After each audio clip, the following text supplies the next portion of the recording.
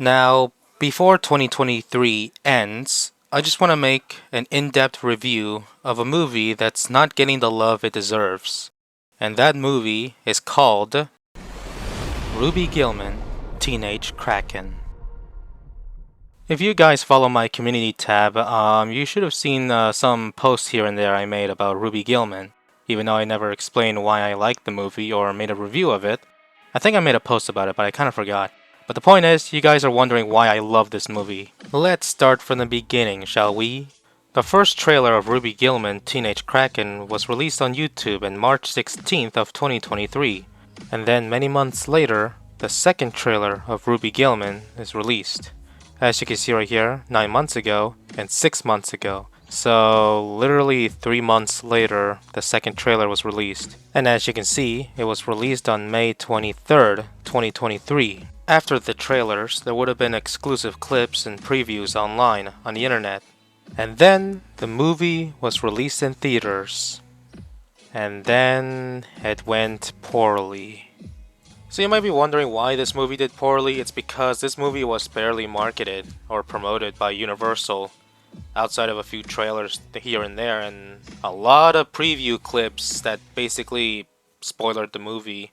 There are so many articles and videos talking about Ruby Gillman's flop in the box office being the worst DreamWorks openings of all time, and act like Ruby Gillman is the worst ever box office opening of this year. However, this wasn't the case. Many other movies didn't do well in the opening box office this year, such as Migration from Illumination, as well as Pixar's Elemental. Another reason was pointed out by a friend of mine who also likes Ruby Gillman and made a video of Ruby Gillman as well, Greta Tamayas, was that June was an overcrowded month, full of movies like Transformers, Spider-Verse, Indiana Jones and The Flash, and Elemental. There was too many movies on June, and I don't think families would like to go to the theaters again and again and again. Now this was mentioned by a fellow content creator named Shady Blaze Blizzard.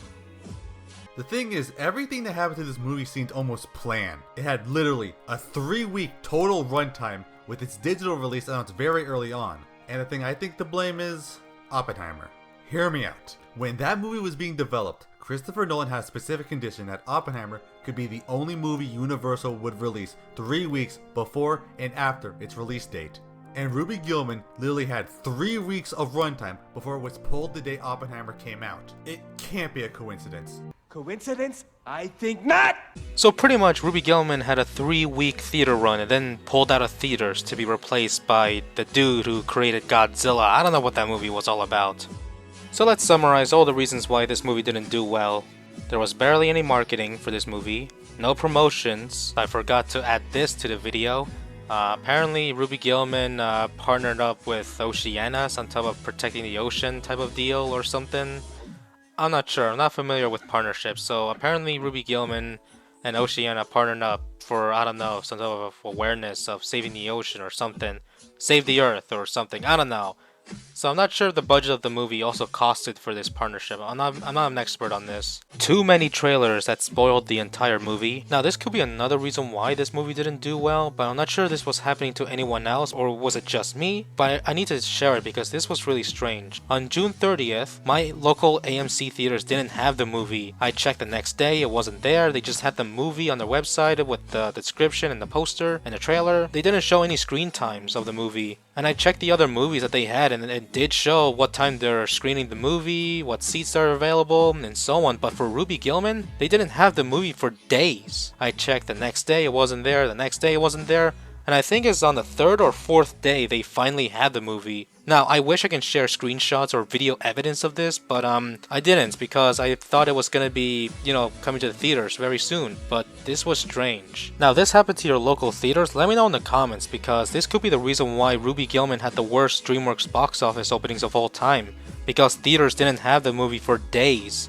And not to mention, it was near 4th of July, where many families go out to the beach or go on a vacation instead of theaters. And that could be another reason why this movie didn't do well, because it was released near the 4th of July and at the end of the month.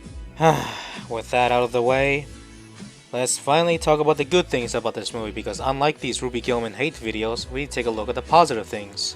So you might be wondering, how did this movie caught my attention? Like, where did I discover it? Well, I discovered it via a YouTube short. Yeah. And then I became curious about this movie or where this mermaid come from. And then I saw the trailer myself on YouTube. And not gonna lie, the first trailer, despite giving away a lot of major spoilers of the movie, it did well to capture my attention. Mainly because there are a couple things that this movie reminded me of. Ruby Gillman Teenage Kraken really reminded me of a couple of movies and shows that I used to watch when I was younger, back in the 2000s. Man, I sound like an old man when I say that. The movie reminded me of a high schooler with superpower shows, such as My Life as a Teenage Robot. Now, as far as I remember, I didn't watch the show completely. I remember it's all about this robot who's also a superhero and a high school student, and battles with monsters or aliens. As well as Spider-Man to an extent, because it's all about a high schooler being a superhero at the same time. As well as Power Rangers, specifically Power Rangers Dino Thunder, because they're high schoolers becoming superheroes as well to fight monsters. The biggest similarity that this movie had was that Ruby Gillman can turn giant, just like Ultraman, because the main protagonist has to turn into Ultraman, basically turning giant to fight another monster. And talking about giant monsters, this movie also had a giant monster battle between Ruby Gillman and Narissa, the antagonist of this movie, and that really reminds me of Godzilla. Yeah, that's what caught my attention of this movie, because it reminded me of Ultraman and Godzilla, and Pacific Rim to an extent. So you might be wondering, how's the movie like? How is it good? To me, I love the movie. At first I thought it was alright, kinda mid, but once I keep watching this movie again and again and again, because I enjoyed the characters, I grew to like it a little more. Of course, there are some issues that this movie had, some flaws here and there, but overall, it's the first movie of this character, Ruby Gillman. I like these characters, they're pretty enjoyable for the most part. Well, Ruby Gillman, her mother, her grandmother, Chelsea, or Narissa, they were nice characters. Everyone else felt like a background character, including Ruby Gillman's boyfriend or like her crush. The movie focused on Ruby Gillman. I mean, of course, because that's the title, Ruby Gillman Teenage Kraken. That's what the movie was all about. Ruby Gillman and her struggles with her mother, her grandmother, and basically her life. As well as meeting with Chelsea / Narissa. So, the movie was overall good for me. I grew to love it. There are some things in this movie that they could have improved on, such as building other characters a little more, other than making them feel like background characters. But I feel like the movie did a nice job with all the characters. At least they gave them some bit of focus scenes, instead of just saying a one-liner and just not shown or mentioned again. So yeah, this movie is really good for the most part. Some flaws here and there. Now, I want to talk about the things that I love about this movie, such as the Kraken's designs. Ruby Gillman and her family, of course, are Krakens, but I don't know what kind of Krakens they are. But the point is, they all have their different, designs to them. Because, in real life, most octopuses and squids tend to be the same. Ruby Gillman and her family overall tend to have unique designs to make them, stand out a little more.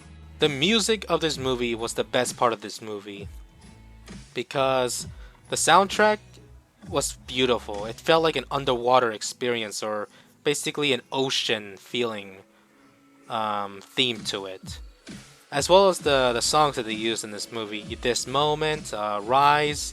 I want to talk about Rise for a second. I love that song, the ending song of Rise, because of the pianos, the melody, and the voice of the singer who sang that song. It also had a premiere in the United Kingdom, I heard.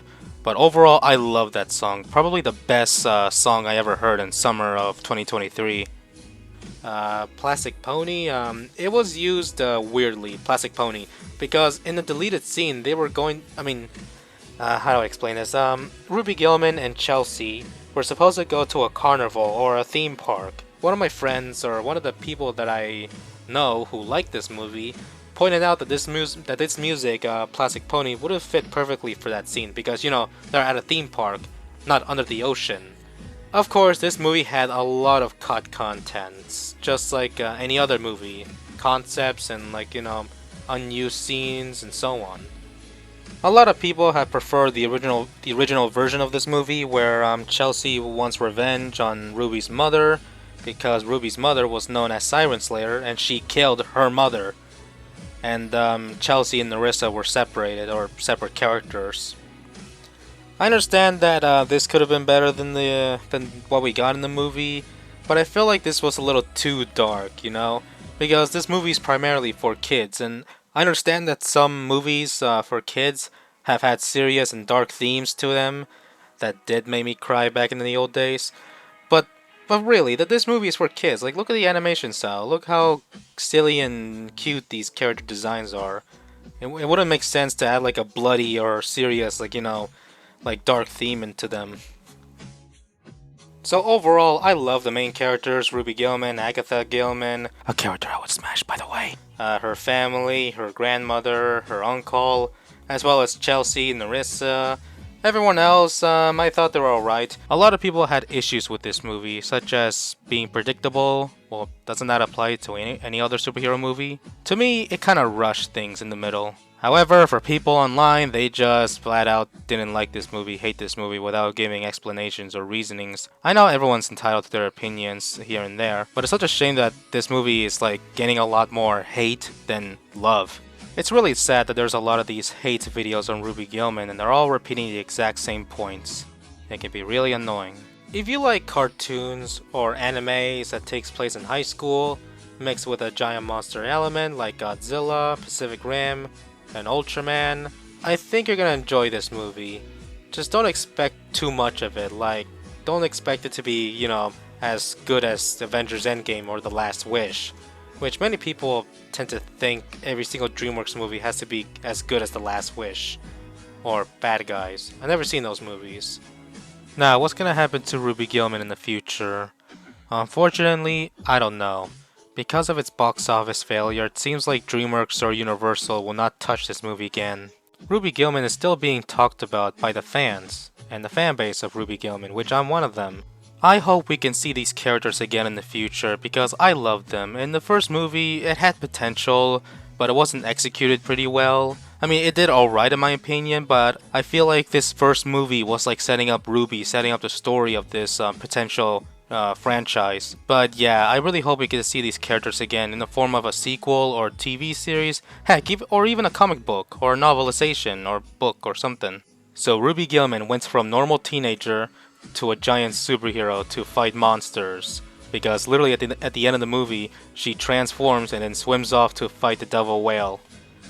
And I hope we get a sequel or a TV series about Ruby Gillman fighting giant monsters, just like Ultraman. So this is basically DreamWorks' version of Ultraman. And speaking of Ultraman, this movie had a lore that there are giant krakens before Ruby.